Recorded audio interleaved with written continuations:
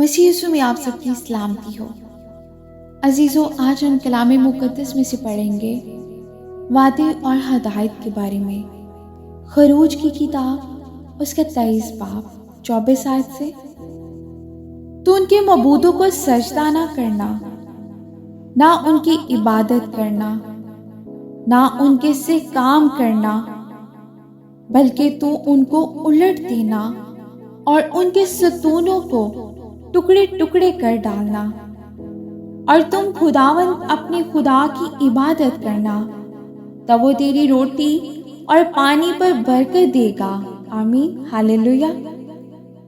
اور میں تیرے بیچ سے بیماری کو دور کر دوں گا، اور تیرے ملک میں نہ تو کسی کے استقاد ہوگا اور نہ کوئی بانجھ رہے گی، اور میں تیری عمر پوری کروں گا۔